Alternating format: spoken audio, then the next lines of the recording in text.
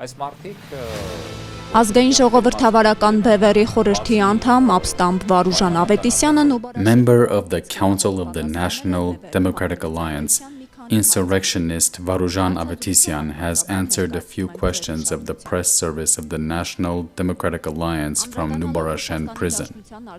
We present some parts of the interview.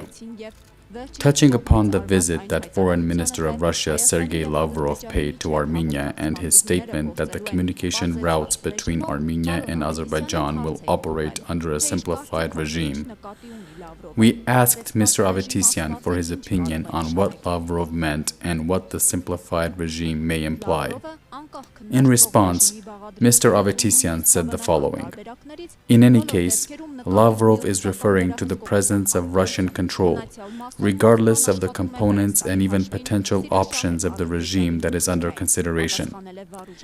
In regard to the rest, Moscow is working on getting on the good side of Azerbaijan and Turkey at the expense of Armenia. There is an opinion that Putin, Aliyev, and Erdogan are accelerating the process of opening the Zangezur corridor. Is the opening of the corridor the only objective?"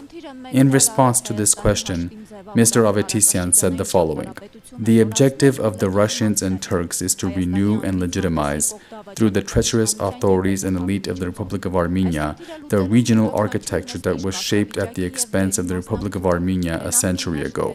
Both the former authorities and the incumbent authorities are participating in the implementation of this objective according to their status and role. As far as the so-called Zangezur corridor is concerned, it is noteworthy that Russia will support this and will impose this option on Armenia in two cases, including A, when Russia is certain that it will maintain sufficient influence in the region through an agreement with Turkey in order to rule out the active intervention of the West, and B, when Russia is certain that it must leave the region and hand it over to Turkey in order to upset the advent of the West.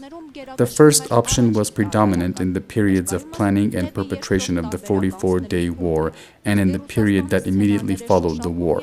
The current stage is the stage of moving to the second option.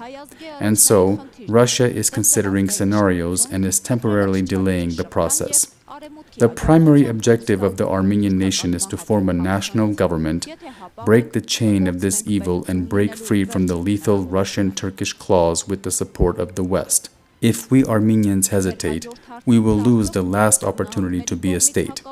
In response to our other question whether the United States is countering all this and how this is expressed, Varujan Avetisian said the following: "Since the 44-day war, the Republic of Armenia, including Artsakh, is surviving due to the resistance of the core layer of the Armenian nation and the active US-led intervention of the West. The United States is restraining Turkey at a degree of neutralization, is hampering Azerbaijan's military actions and expansionist aspirations, and is leaving Russia out of the game."